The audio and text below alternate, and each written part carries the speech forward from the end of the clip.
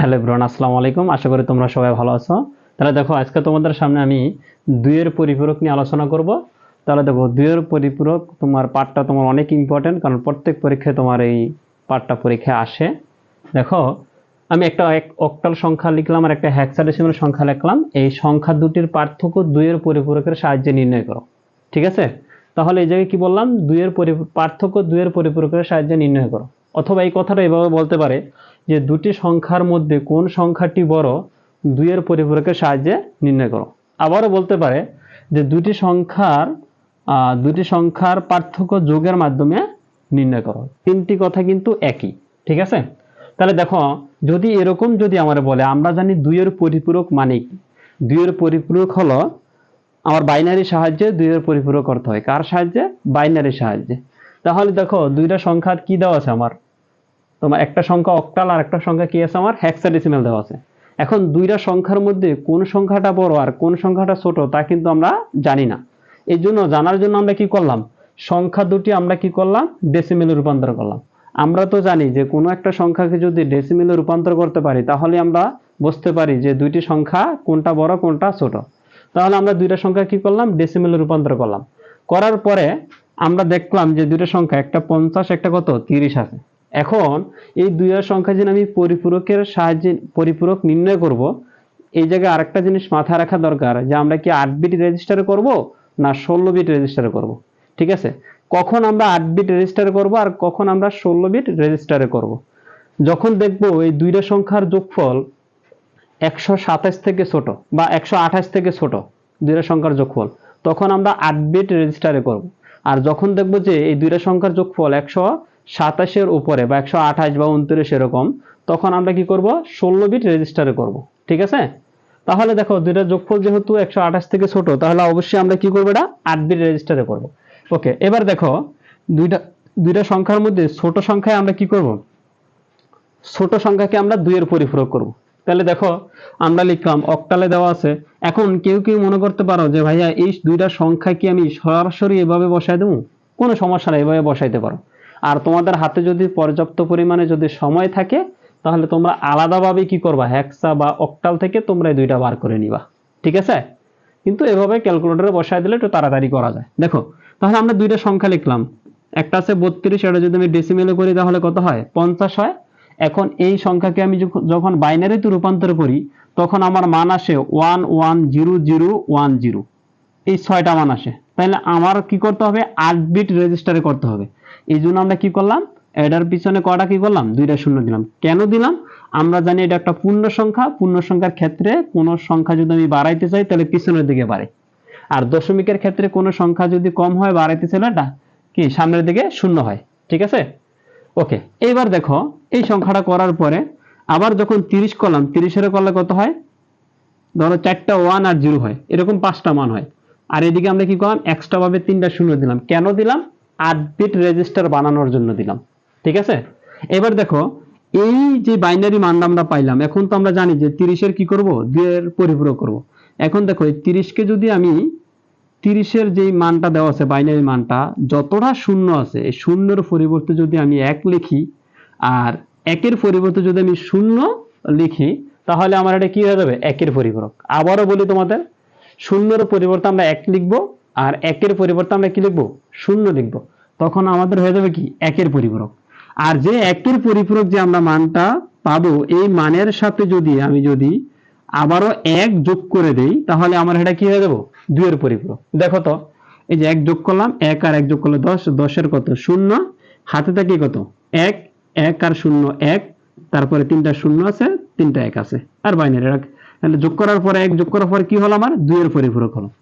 এবার দেখো, যে 2-এর পরিপূরক পেলাম, এই সংখ্যাটার সাথে আমার যোগ হবে কি, উপরে যে 50 আছে এই সংখ্যাটা। আর একটা জিনিস মাথা রাখবা, কোন একটা সংখ্যাকে যদি তুমি 2-এর পরিপূরক করো, তাহলে এই সংখ্যাটা কি হয়ে যায়, মাইনাস হয়ে যায়। এটা পজিটিভ আছে, এটা কি হয়ে গেল, নেগেটিভ হয়ে গেল। ঠিক আছে? তাহলে আমরা এটা নেগেটিভ করলাম। এখন দেখো, উপরে যে সংখ্যাটা আছে, উপরের সংখ্যাটা আমরা লিখলাম, পরে এটার 2-এর পরিপূরক পাওয়ার পর যে সংখ্যাটা আছে এটা লিখলাম। এখন আমরা কি করব, যোগ করব। আবারও বলতেছি, কেন যোগ করতেছি, আমরা তো আগে বলে দিছি যে পার্থক্য করে লিখতে।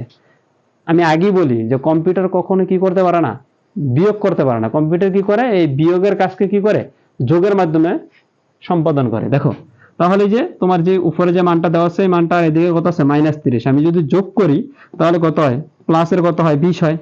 আর এদিকে দেখো 0 0 আর কত 0 যোগ করলে 0 হয়, 1 1 যোগ করলে 10, 10 এর 0 হাতে থাকে 1, 0 0 যোগ করলে 0 হাতে থাকে 1, এই 1, আবার 0 0 যোগ করলে কত হয় 0। এবার দেখো 1 আর 0 যোগ করলে 1, 1 আর 1 যোগ করলে 10, 10 এর 0 হাতে থাকে 1, 1 আর 1 যোগ করলে 10, 10 এর 0 হাতে থাকে 1, 0 আর 1 হাতে থাকে 1, 1 আর 1 যোগ করলে 10। এবার দেখো যে আমার এই জায়গায় কতটা বিট আছে, দেখো 8টা বিট, একটা 9 নাম্বার বিট আছে, মনে রাখবা 9 নাম্বার বিটটা হলো আমার ক্যারি বিট। কি বিট? Carry bit. আর একটা জিনিস মনে রাখবা যে ক্যারি বিট কখনো বিবেচনা করা হয় না। ক্যারি বিট যদি বিবেচনা করা হয় না তাহলে ক্যারি বিটটা আমরা কি করে দেব, বাদ দিয়ে দিব। তাহলে আমার যা থাকবে তাই আমার কি অ্যান্সার, যা থাকবে তাই অ্যান্সার। ওকে, তাহলে যা থাকবে তাই যদি আমার অ্যান্সার হয়, এই মানটা যদি আমার অ্যান্সার হয়, তাহলে এই জায়গায় একটা জিনিস মনে রাখবা, 8 নাম্বার যে বিটটা, এই বিটটাকে বলা হয় চিহ্ন বিট। 8 নাম্বার যে বিটটা থাকবে ওই বিটটাকে কি বলা হয়, এটা বলা হয় চিহ্ন বিট। মনে রাখবা 8 নাম্বার বিটটা যদি তোমার 0 হয় তাহলে মনে রাখবা যে মানটা হবে আমার ধনাত্মক। 8 নাম্বার বিটটা যদি আমার 1 হয় তাহলে মনে রাখবা এটার অ্যান্সারটা যে হবে আমার মাইনাস, নেগেটিভ হবে। ঠিক আছে, কিন্তু এদিকে একটা ভেজাল আছে, একটা জিনিস মাথায় রাখবা, যখনই তোমার 8 নাম্বার বিটটা 0 হবে তখন আমার কোনো সমস্যা নাই, এইটা ইকুয়াল আমার এই ক্যারি বিটটা বাদ দিয়ে দিলে এতটুকু আমার অ্যান্সার। ধর আমি যদি এখন অ্যান্সার লিখি, ধরো অ্যান্সার লিখতেছি, যদি আমি অ্যান্সার লিখি ধরো, সুতরাং আমি লিখতে পারি কত, ধরো 20, এদিকে আমার অ্যান্সার হইতেছে তোমার 3টা 0 আর 1 0 1 0 0 1। ঠিক আছে, এই যেটা হচ্ছে আমার অ্যান্সার, যেটা লিখলাম এটা কি আমার, এটা হলো আমার অ্যান্সার।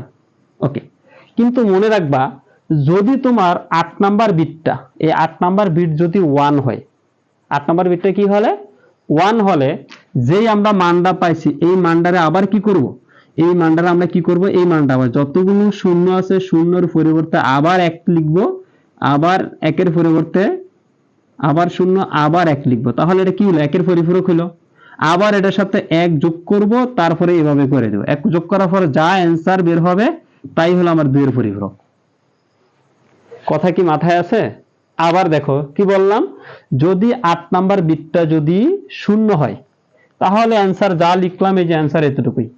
ঠিক আছে, যদি 8 নাম্বার বিটটা যদি 1 হয়ে যায়, কোনো কারণে যদি 1 হয়ে যায় তাহলে মনে রাখবা যে এই জায়গায় কি করব, আমরা যেই মানটা আমরা পাবো ক্যারি বিট বাদ দেওয়ার পরে, ক্যারি বিট বাদ দেওয়ার পরে যেই মানটা আমরা পাবো এই মানটাকে কি করব, আবার আমি 2 এর পরিপূরক করব। কিভাবে, যতগুলো শূন্য থাকবে শূন্যগুলোর পরিবর্তে 1 লিখবো, আর 1 গুলোর পরিবর্তে লিখবো কি 0, তার সাথে 1 যোগ করে দেব, আমার 2 এর পরিপূরক যেটা পাবো এটাই আমার অ্যান্সার। কিন্তু একটা জিনিস মাথা রাখবা, এই যদি ম্যাথ যদি এরকম আসে 8 নাম্বার বিট যদি 1 হয়, এরকম দেখবা অনেক স্টুডেন্ট দেখবা যেটা পরীক্ষার হলে ভুল করছে, কারণ ওরা তো এতটুকু লিখে দিয়ে আসবে, কিন্তু ওদের মাথায় থাকতে হবে যে 8 নাম্বার বিটটা যদি 1 হয়, এটা কিন্তু মনে থাকে না। ঠিক আছে, তাহলে একটা জিনিস মনে রাখবা যে 0 হলে কত, 0 হলে কোনো কিছু হবে না, যা আছে অ্যান্সার তাই হবে ক্যারি বিট বাদ দিলে। আর যদি 1 হয়ে যায় তখন আমরা কি করব, এই 1 হলে ওই সংখ্যাটাকে আবার কি করব, আমরা 2 এর পরিপূরক করব। কথা কি বোঝা গেছে? ওকে, এবার দেখো এখন যে আমরা সংখ্যাটা লিখলাম, এখন তোমরা বলতে পারো যে ভাই এদিকে তো 10 লিখলেন, এখন এই জায়গা থেকে এই জায়গায় বিয়োগ করলে কত হয়, এটা তো লিখলেন না, এটা লেখার দরকার নেই। ঠিক আছে, আমরা এই যে ডেসিমেল দ্বারা প্রকাশ করে দিচ্ছি।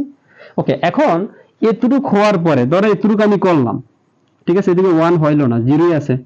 এখন এই যে আমরা যে মানটা পাইলাম যে 20 ইকুয়াল এত, আসলে এখন আমার ম্যাথটা কি হয়েছে, এমনও তো হইতে পারে, নাও তো হইতে পারে যে এটা করলাম এতটুক। তখন আমরা কি করব, তখন তোমাদের কিচ্ছু করা দরকার নাই, তোমরা ক্যালকুলেটরের ভিতরে কি করবা, যেই বাইনারি মানটা অ্যান্সার পাইছো এই বাইনারি মানটা উঠাইবা, বাইনারি থেকে তুমি ডেসিমেল করবা, যদি দেখো 20 হয়েছে তাইলে মনে রাখবা কি তোমার অঙ্কটা হয়েছে। অথবা তোমরা কি করবা, এই 20 এর কি করবা, ডেসিমেল থেকে তুমি বাইনারি করবা, করার পরে যদি দেখো এই অ্যান্সারটা হয়েছে তাইলে মনে রাখবা যে তোমার ম্যাথটা হয়েছে। ঠিক আছে, তাহলে এভাবে করলে তোমরা 4 নাম্বার পাইবা। ঠিক আছে, আমি আশা করি যে তোমাদের আর কোনো সময় 2 এর পরিপূরক সমস্যা হবে না। ঠিক আছে, সবাই ভালো থাকবা, দেখা হবে তোমাদের সাথে পরবর্তী ক্লাসে। আমাদের পরবর্তী ক্লাস শুরু হবে, যেহেতু আমরা ধাপে ধাপে আমরা কয়টা পার্ট শেষ করলাম, 12টা পার্ট শেষ করছি আমরা এই পার্ট 1, তৃতীয় চ্যাপ্টারের পার্ট 1-এ 12টা পার্ট শেষ করলাম। আমরা পরবর্তী ক্লাস শুরু করব পার্ট 13 থেকে, যা হবে ডিজিটাল ডিভাইস থেকে। ঠিক আছে, তোমরা সবাই, আমার একটা চ্যানেল আছে, চ্যানেলের নাম হলো ইউনিক পাঠশালা সিই। ঠিক আছে, তোমরা এই চ্যানেলের পাশে থাকো। ওকে।